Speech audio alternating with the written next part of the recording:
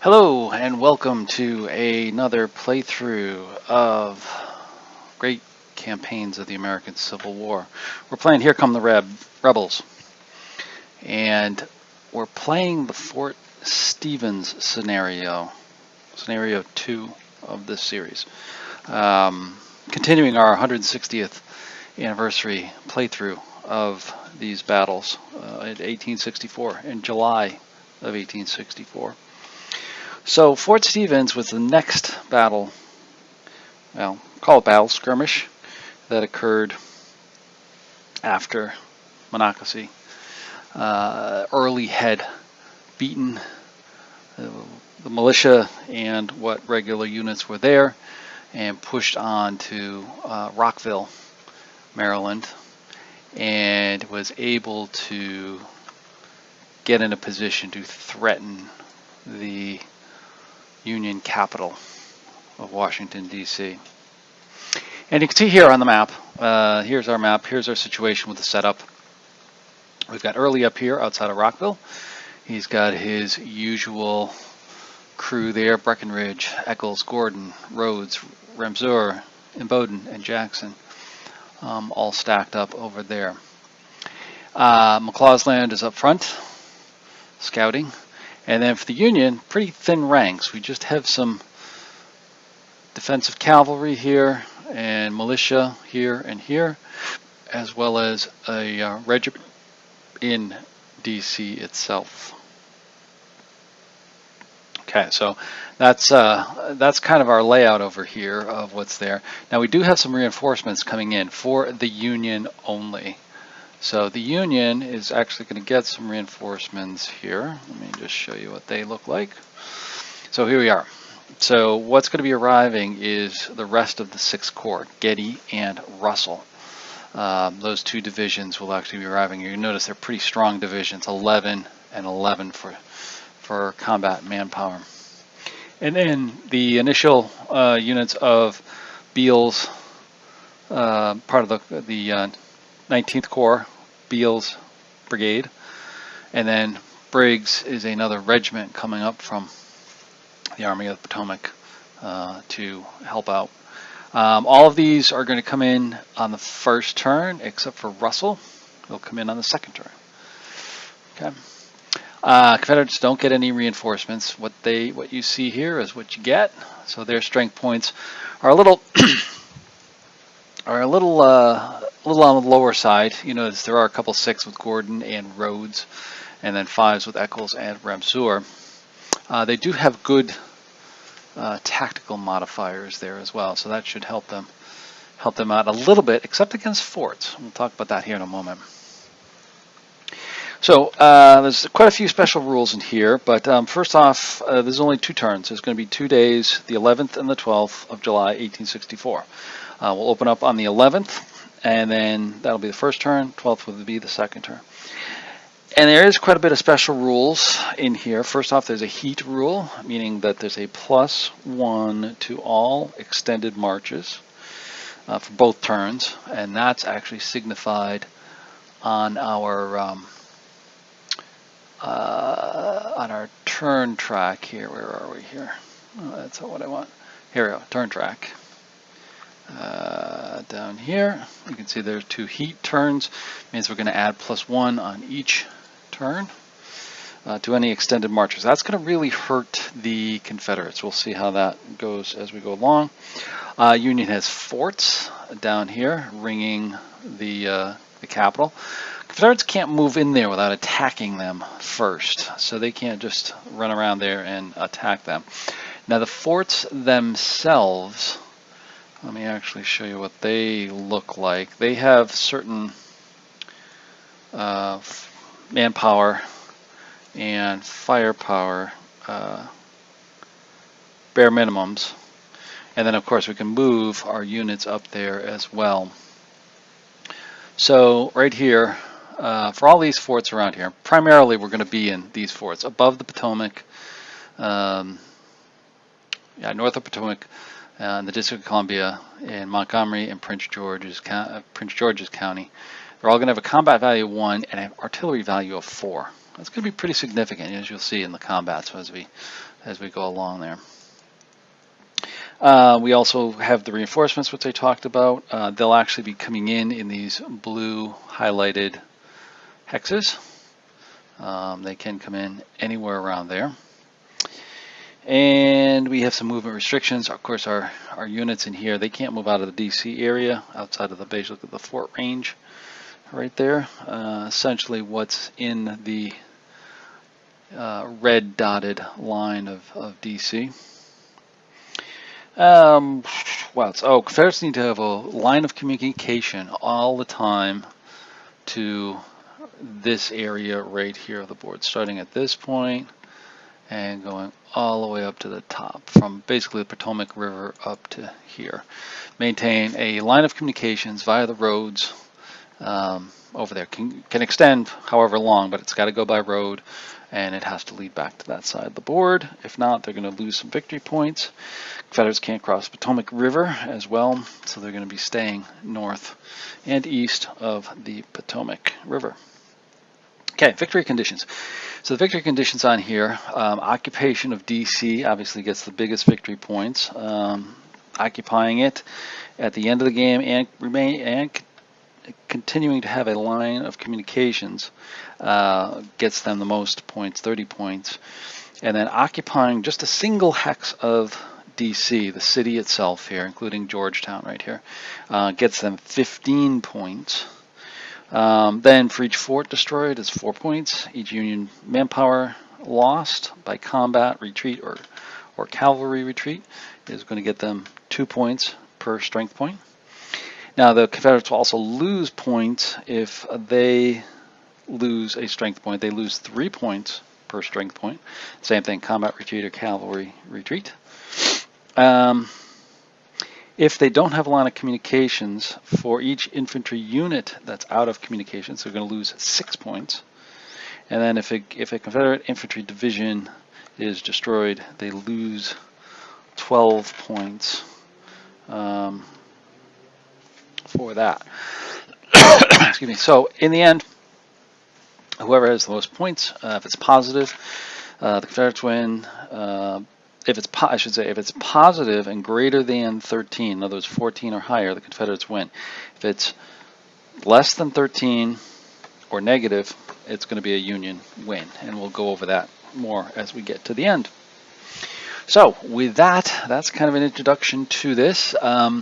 Played this a little bit just to give you some initial thoughts on here. It's a little tricky. The Confederates do have quite a burden on them to attack and get in there. You may think, oh, they don't have very many strong units, but remember you got the forts that they've got to push through. Plus, the other problem that we have is Early's units are tired. They are very, very tired. They start with a level 1 fatigue. They're also exhausted, which actually I'll flip around. You'll see when I play the log file, they'll flip around. And that's going to hurt them because they will be going straight into extended marches, and then if you add in the heat, most likely they will start to disorganize quickly and start to lose strength points. Although those strength points for extended marches don't count towards victory conditions. So it's going to be a little bit tough for them, but I've got some ideas on how to get around them here, because you've got a couple of things in your way as Early. We've got Wisewell down here is a strength of 3, sitting on the fort makes them 4. So this is a very strong position for the Union, even though it's a low strength point in comparison here. Plus they've got to get around the cavalry here as well. So they've got to brush through the cavalry and then push down here. This is the quickest route, but it's also the most limited because you got the river on one side, and then you've got Rock Creek over here. So you really don't have a lot of maneuvering room.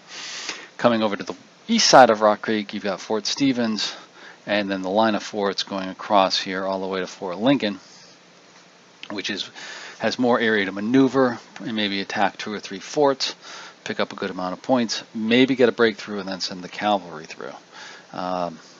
So that's kind of the avenue that we'll approach. But we've got to watch out because the Union is going to be getting some significant reinforcements, as we saw.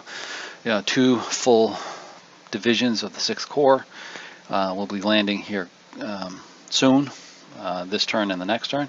So we've got to attack here quickly and get in there.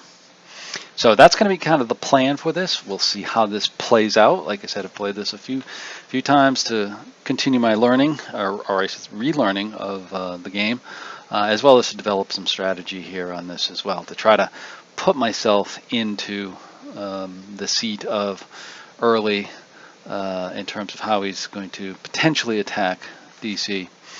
And the defenders here for the Army for the District of Columbia, as well as the Army of Potomac, makes for quite an interesting game.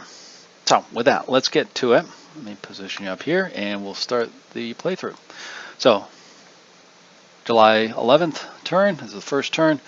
There's no random events in this. Heat is always there, and we're not having any leader transfer. Early and Breckenridge are already there. Union doesn't have any leaders on the board. So moving right on, right into the first action phase, or the action cycle, and then the first action phase. We'll roll for the initiative. 5 and 5. Confederates will win this on here. There I am. That's where I flip over everybody to exhausted.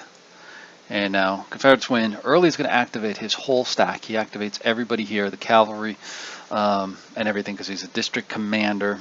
So he should be able to activate Breckenridge and his division, as well as the cavalry over there. I should say, if I do misplay this, because like I said, I am relearning this, please leave comments. I know a couple people put in some comments on my other videos, so please do on this one as well. So here we go. Infantry roll for movement. Roll the 5. 5 plus 2 is 7. So the infantry gets 7 movement points. So we're going to start with Eccles. And because he's at fatigue 1, he goes to fatigue 2. He's already exhausted. So that means he's got to do an extended march roll. +1 for exhaustion, +1 for heat. So he rolls a 3. +2 is 5. No effect. Oh, we got lucky there. So Eccles can move his 5 points, and he's going to move down there with Breckenridge right to Mitchell's Crossroads. Crossroads, that does 2 D's in there. Next, we're going to go with Gordon. Same thing. He's got an extended march with a +2. Rolls a 3. Oh, we got really lucky. So that means no effect, so they don't go disorganized. So he's going to march down here as well, and he stops there because he has to stop there because he doesn't have enough movement points to move in with the other unit. Next, we'll go with a Ramseur. He's the same thing. He rolls a 6 this time, so he's going to be disorganized. And now he's going to move out along here as well. So he's down there. Next, we're going to do Rhodes, same thing. He rolls a 4 + 2 is 6. He's also disorganized. So you see, this is why I say it's kind of tough, because they're going to disorganize. Their potential for disorganization is very high, even on just the first turn. Now we'll move the cavalry to get the MP first. Rolls a 10 + 2 is 12, so they get 12 points. And Bowden is going to do his extended march because he is same thing. He rolls a 1. Okay, very lucky. 1 + 2 is 3, so no effect. So he can go as 12. Now I'm going to move them down. They can move through units. I'm going to move them as far as possible because my hope is with the cavalry to use them like they're supposed to be used as an exploitation unit. So I'm going to get them down there as quick as possible, particularly as they did not get disorganized. Same thing for Jackson. We're rolling for Jackson. Rolls a 3. Ooh, another non-disorganized. That's very good. So he's going to move down the same thing. I'm going to kind of move him over there because I want him, potentially if we attack Stevens and Solcrum, to be able to push down through here without, without getting in the way, is what I'm getting to. Okay, so that's the first activation done. McClaw's land obviously wasn't at range, so he didn't activate there as well. So the next one, we have Confederate win again. Yeah, CSA wins. So this time we're going to go with just Breckinridge is activating, and activating his two divisions, Gordon and Eccles. And they're going to roll their MPs. Roll, oops, not 2 dice, 1 dice, 4.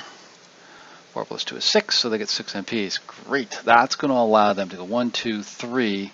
They can do a normal attack against Fort Stevens and hopefully destroy that and get some points, and also enable a breakthrough. So Eccles is going to roll for his extended march. This time it's exhausted. Actually, that should be a +3. I'm just looking at that now, and because he's going to fatigue 3. Plus he's exhausted, so that would actually be a +3, and then the heat would be a +4. He rolls a 6 anyway, so he's going to be disorganized. So he's disorganized, but he's still going to move down here, and then I'm still, I hate to do this because it's a very low odds attack here. It's a 3-to-1, but I think we're going to have to do this. So there's 3 strength points to 1 strength point. The DRM is a +1 because we can't use the tactical modifier, and he's a 3-to-1 odds, so that gives him a +2. And then with the artillery, it's a 1-to-4, so it's a -3. So it's a -1 on that. So it's just a +1 for the Confederates. So it's, as I said, very low odds here, but they do have a slight advantage on the dice here. Let's see what they roll. Oh, Union rolls a 6 and Confederates roll a 3. That was not good. So that's going to be a -2. The USA is just going to be a fatigue, which is going to do nothing, and the CSA is going to be D, which is disorganized. It's already disorganized, but that's going to pretty much wind him up for the turn because he's going to go to fatigue 4, and that'll be it. And Breckinridge, of course, was with Breckinridge was with him as well. Okay, next we're going to do Gordon. Let's see here. I think I knew I made a mistake here with not doing his extended march. So here we go. He's going to be another +3, +4. He rolls a 5. He's going to be actually 9, not 7, but it's okay. Still has the same result. And he is disorganized as well. He's going to move up again, go into attack. So he's going to be able to attack their normal attack. So it's going to be a 4-to-1 with a +2 DRM because Gordon has a 2 artillery. So now the 2 against 4, and he's a 4-to-1, so it's a 3 minus 1 is 2, +2, and then a 1 for the U.S. 2020 hindsight, I probably should have done Gordon first, but you know, I would have got the same result. So let's see what happens here. What happened here? I clicked on the. There we go. So moving forward here, 2 and a 2. Oh, that's better. That's going to be 4-to-2 +2. So that winds up being a USA is a DR, which that destroys the fort, and then the Confederates will be a DA. They're already disordered, but they get to advance and destroy the fort. All right, so they got a breakthrough. They took Fort Stevens. A little bit better than history so far with Early's attack. So that's it. We'll go to the third initiative, and this is going to be 5-to-3. So the Union gets an initiative. So the Union wins. It's going to activate the 25th New York. Do the MP roll. Rolls a 6. Ooh, that's good. So now he's going to move up and occupy Fort Sulcrum. Now you may not think that's great because they're right next door, but you got to remember Gordon is now spent. Eccles is spent. Early's other 2 units, Rhodes and Ramseur, are going to need to move down. It's going to be a tough attack on them. And by adding, the 1 strength to the strength point of the fort and the artillery really throws a monkey wrench into any sort of attacks on this, on the fort as well. So it moves up there, stays there. Now Imboden could retreat, but he's not, because he knows that 25th New York is not going to attack him. It would be defeated, and that would be foolish. So we go to the 4th initiative, and 5-5, Confederates are going to win. Early activates roads and Ramseur. MP roll +2. So he rolls a 2, +2 is 4. So right there, he's not going to be able to attack them at all with it. But he's got to move up. So we're going to do some extended marches here. So Ramseur, here's where I remembered the exhausted, not disorganized, F3, and +1 for heat. Rolls a 6 is a 9. So Ramseur is actually going to lose a strength point. It's not good, but it is. And then he's going to move up 1, 2, 3, and stop there. He doesn't have enough to move in with Breckinridge. Early moves up as well. And then we move along to Rhodes.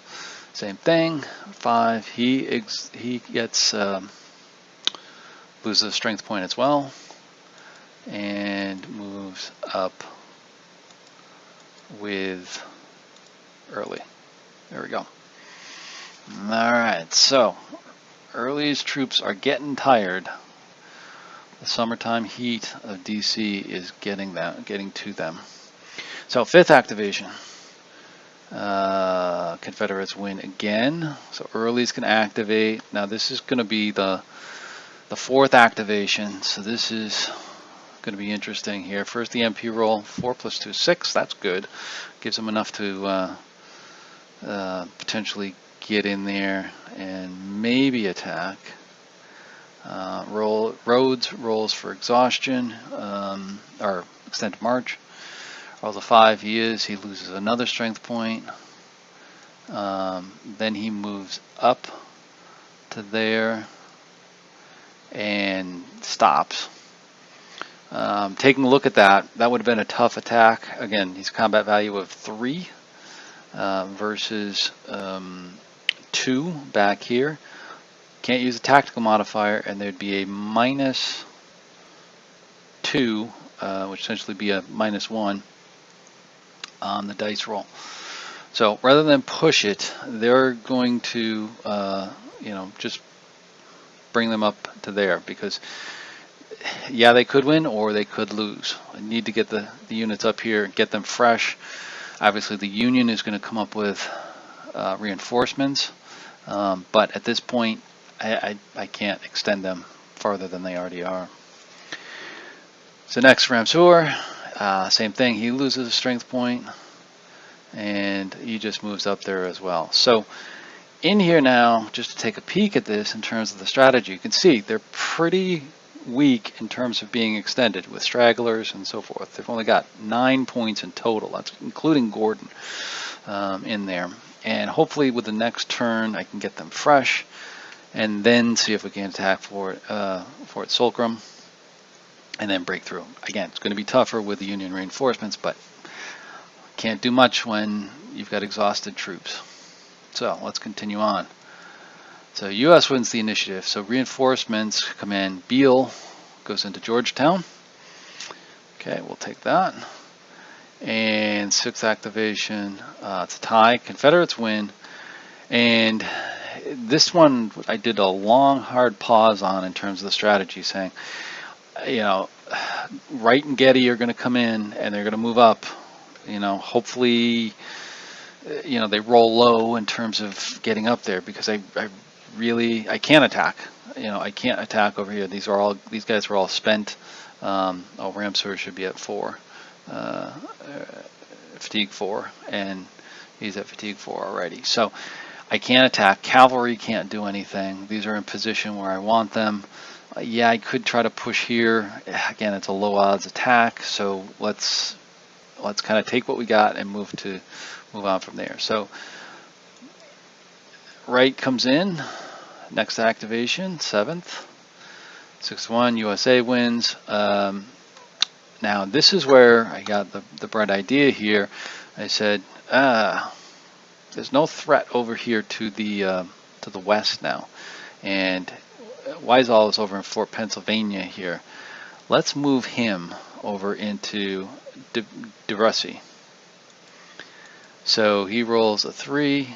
That's going to be enough, and he moves over here and now provides a block here from any attack. It's doubtful to attack. It's over a bridge. It's in rough territory against a fort with reinforcements. So now this forces Early into a decision. Do I have him circle back and come around, which burns fatigue levels, or do they attack pretty much, Fort Silkram, or comes down and go after Slog down here as well? So that, I think, is a key point for the Union right there. Next initiative, Confederates win it again. Again, nothing has changed. I can't move anything else over here. These guys can't really get a good attack. So passes it again. Wright activates Getty with a +1 dice roll. Oh, they roll a 6. That means they get 7 movement points. That's not going to be good, because now Getty is going to be able to move up like he's doing and help occupy Fort Silkram. And of course, Wright's going to come with him as well.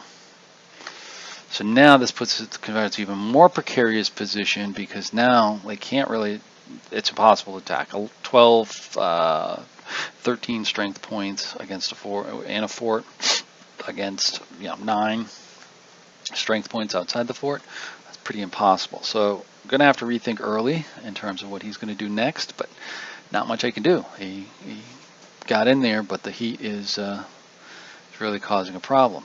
Now, why didn't the heat cause a problem for Wright? Because Wright was at fatigue 0. All the reinforcements came in at fatigue 0, and they're all good to go. All right. So, moving on to the 9th activation. There we go. And we got a 6-1. USA wins it. Beale is going to activate, and he's going to get 6 movement points. He's going to come up and reinforce Slog down here. It's not great. Confederates can move up, but they're going to get trapped and lose points if they move up to attack them. But this just makes it harder for them to do that. So, moving along to the 10th activation. CSA wins on the tie. Getty activates. He's going to try to attack in Bowdoin right here. And he rolls a 1, minimum 2. He can attack, but of course in Bowdoin's going to cavalry retreat. And he's going to roll a 3. There's no movement loss and no strength point loss.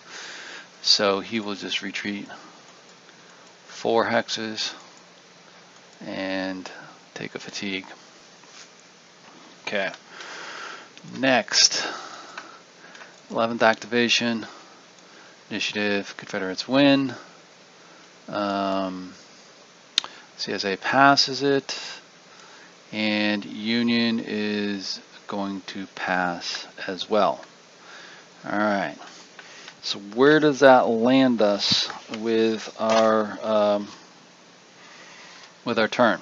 So at the end of July 11th, we have Early successfully attacked Fort Stevens, captured it, destroyed it, picked up 4 victory points for that. That's this over here. Let me see about moving that over so you can see it. Come on.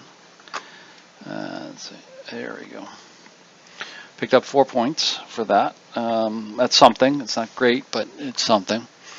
Union, on the other hand, has set up kind of a good blocking structure here for Early to not come down here and get into DC. Early may need to attack or rethink and revise their plan and actually come back around and maybe go against Fort Pennsylvania or something else to get in there. But that's going to be tough because you've got Union cavalry right here. That's going to stop them. in their tracks right there, and increase fatigue and everything there. So anyways, continuing on, recovery phase. Here's where we just lose all of our fatigue for the most part, and just recover from there. And there we go. That's the end of the turn. So you can see the Confederates kind of back in good order. They've got their fatigue down, but they're still disorganized and exhausted.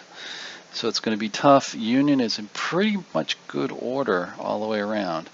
So Early's going to have to think about what he's going to do next with his units, both Breckinridge and his division over there for the July 12th turn with that.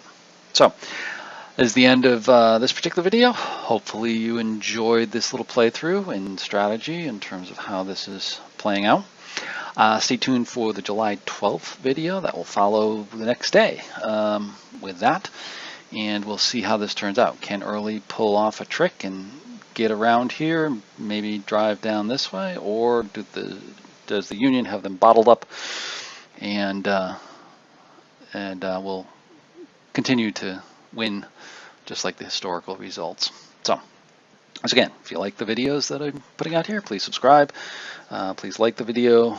Comments are welcome. Please, if I've made any mistakes, I appreciate that, or anything else, that's appreciated there as well. So look forward to seeing you on the next video. Thanks a lot.